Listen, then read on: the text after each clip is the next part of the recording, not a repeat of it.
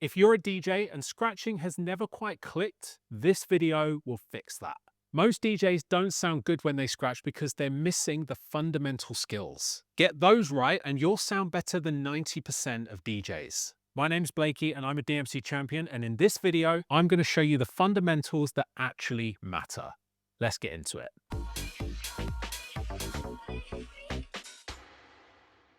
Now, I've taught over 1,000 DJs to scratch, and one question I get asked more than any other is which hand you should use to scratch with. Now, there's actually no wrong or right answer here. Ultimately, it comes down to personal preference. But what really helped me when I was learning was to use my stronger hand on the crossfader and my weaker hand on the record. And the reason I still recommend this today is I believe having your stronger hand on the crossfader is going to make it way easier to perform all of the intricate scratch techniques that you're going to want to learn. So I have my weaker hand on the record and my stronger hand on the fader.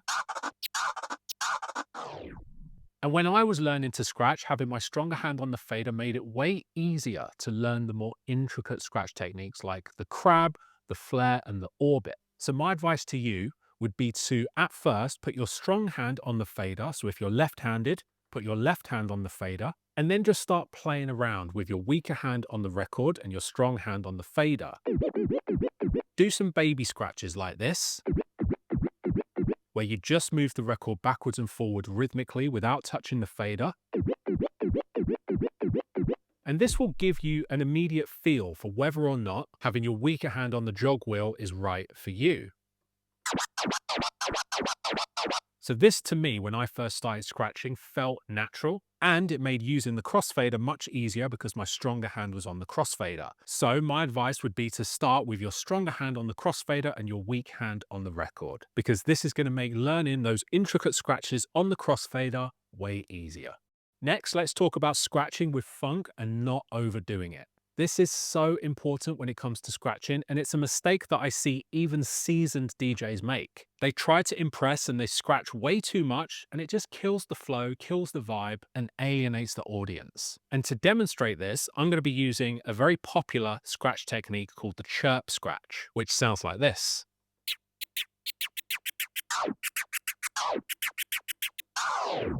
And by the way, if you would like to download the same scratch samples that I'm using in this video for free, just hit the link in the description and I'll send them to your inbox. Now, the reason I love the chirp scratch is I just think it sounds really good.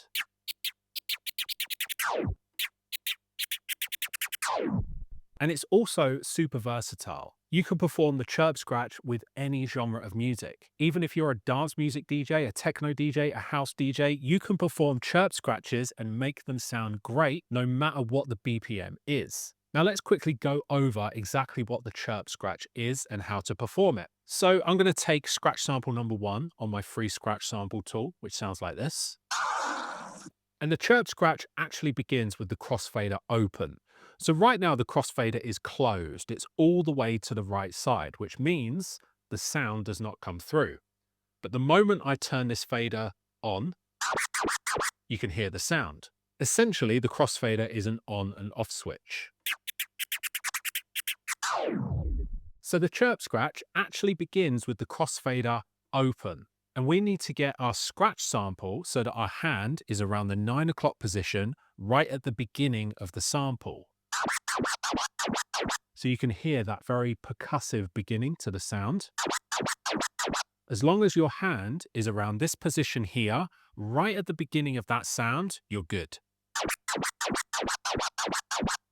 Now for the chirp scratch, I'm going to push the sound forward, and just before I get to the end of the forward push, I'm going to turn the fader off like this. And then from this position, we do the same thing, but in reverse. I'm going to pull the sound back to the beginning of the sound, and just before I get to the beginning of the sound, I'm going to turn the fader back on, like that. Now I'm going to perform it a few times so that you can hear what the chirp scratch sounds like very slowly.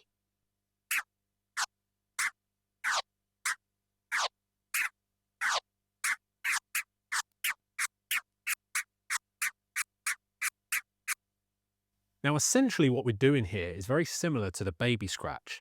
The baby scratch, as I mentioned before, is simply moving the jog wheel backwards and forwards with no fader movement at all. And for the chirp scratch, you're doing exactly the same movement on the record, but you're using the fader to precisely cut it so that it sounds more clean and more precise.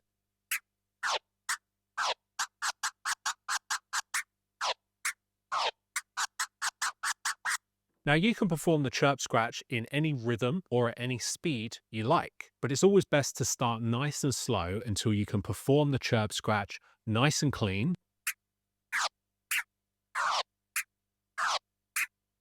like this, before moving on to any faster or more intricate patterns. So now let's take that chirp scratch technique and I'm going to show you how musicality beats complexity every time.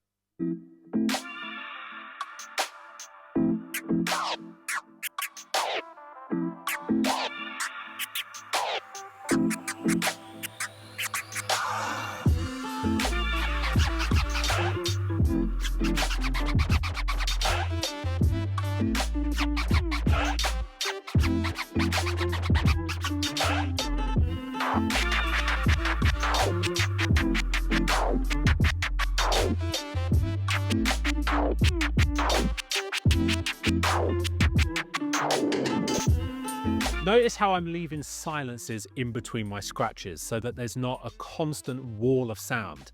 This is important.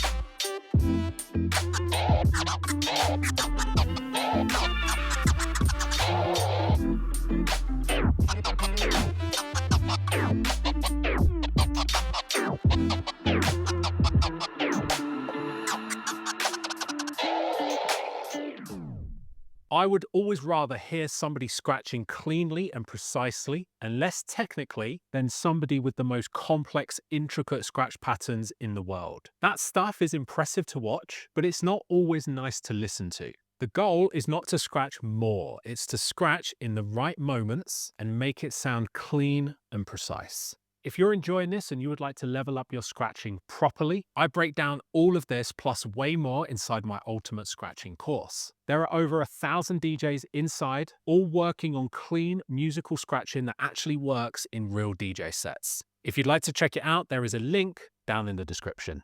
Next up, let's talk about the secret to cleaner scratches. And really, that is all about having nice, relaxed hands so that your record hand and your fader hand flow naturally. It's a huge mistake that I see so many DJs make. They grip the fader like their life depends on it, and they do the same with their record hand. And the result is stiff, messy scratching because tension will make your timing inconsistent. Clean scratches come from control, not forcing your hands to do what you want them to. Take a listen to what it sounds like when I try and perform the chirp scratch with tense, rigid hands where I'm gripping the fader and the record like my life depends on it.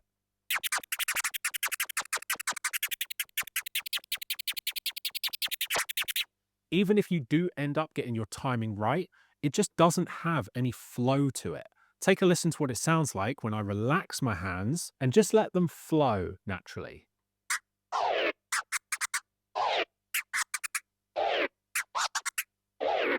Can you see that difference in my timing? There are moments there where I'm pushing the record quickly and then pulling it back slowly. This is absolutely impossible if you don't have relaxed hands. And this is something that you need to practice as early as possible because it's actually very hard to undo this bad habit once you're into it. So here is a drill for you to master so that you can practice having a relaxed jog wheel hand.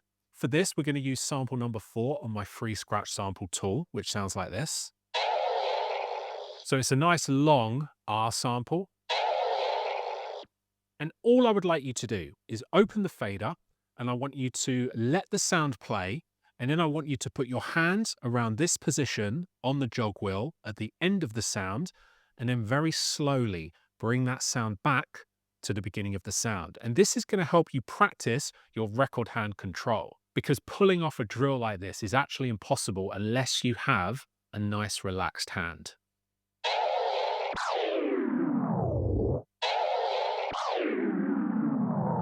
The goal here is to make sure we bring the sound back as smoothly as possible. Because if your hand is tense, it's going to be impossible to bring that sound back smoothly.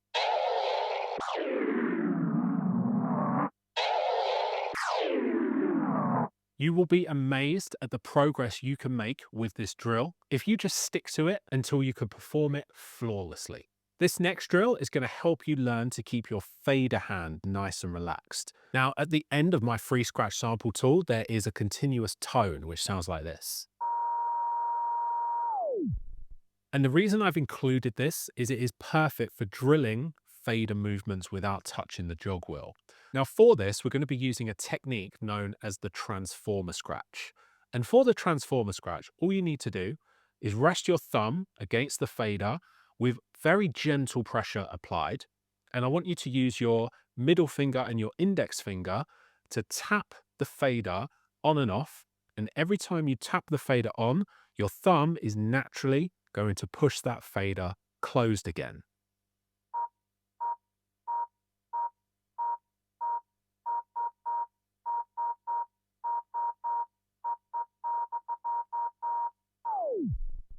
If you're practicing the transformer scratch for the first time, really try and focus on keeping your hand as relaxed as possible. And only tap that fader with very, very gentle pressure.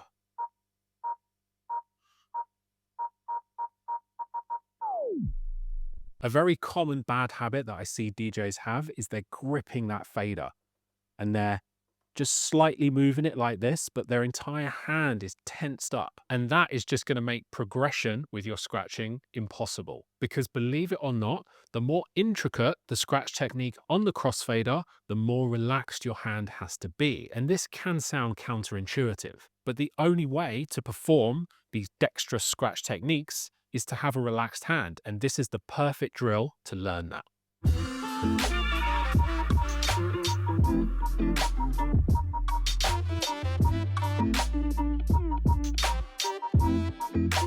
If you can only perform this technique slowly at first, that's fine. Just stick to that until you feel comfortable to speed it up.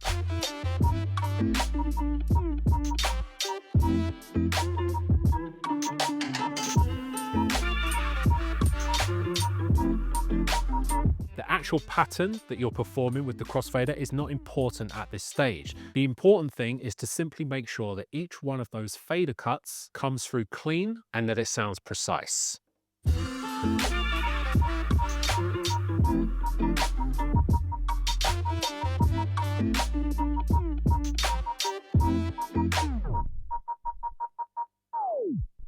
Next up, let's talk about coordination, because this is another question I get all the time from my students. When somebody is learning scratching for the first time, there's always a moment when beginner scratch DJs have to start practicing a technique where they need to do two separate things with their hands. And it can be super deflating. But I always tell my students that they will be amazed at how quickly they can progress with just a little bit of dedication and focus. And literally every time they end up learning the technique way quicker than they ever thought possible. Now, this scratch technique is called the forward scratch.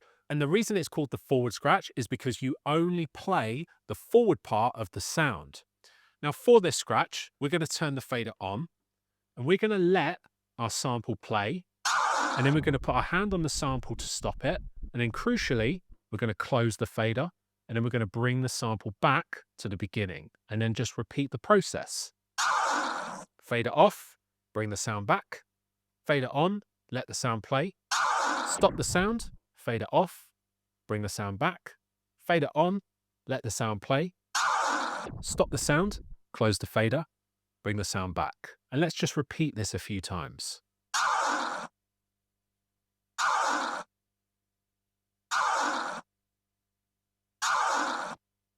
Just like with any new skill, having to do two completely different things with both of your hands can be super jarring at first, but it just takes a small amount of practice for you to break through that coordination barrier. And the forward scratch is usually the first moment when beginner scratch DJs feel that pain. But all you need to do is practice this technique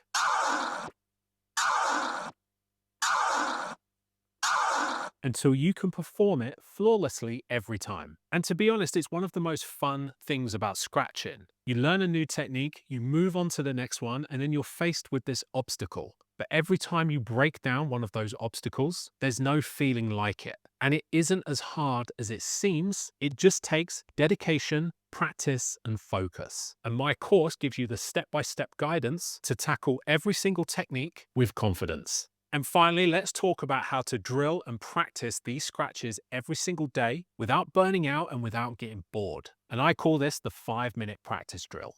So in this video, we've covered the baby scratch, which sounds like this. We've covered the forward scratch, which sounds like this.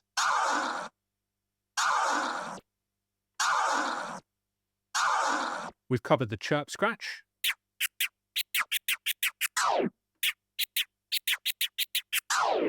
And we've covered the transformer scratch.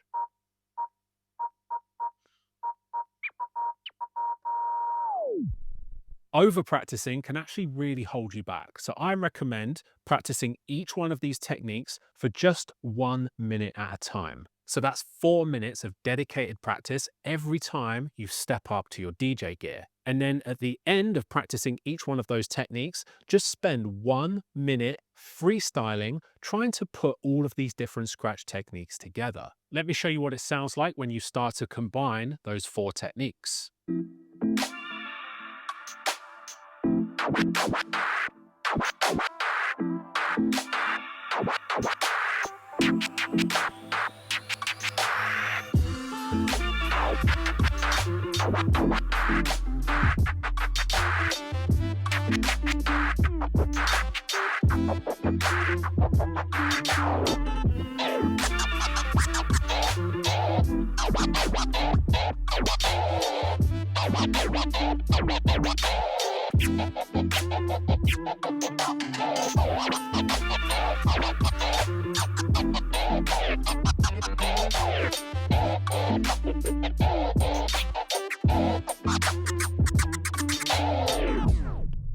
Don't forget to hit the link in the description to download all of these scratch samples that I've used in this video. And if you want to take your learning further, there is also a link to my Ultimate Scratching course, where I've already taught over 1,000 DJs and seen them level up inside my online community. My name is Blakey. Thanks for watching. And if you want to check out some more scratching tutorials from me on this channel, then you should check out this playlist right here, which is full of tips and tricks that will help you level up your scratching instantly.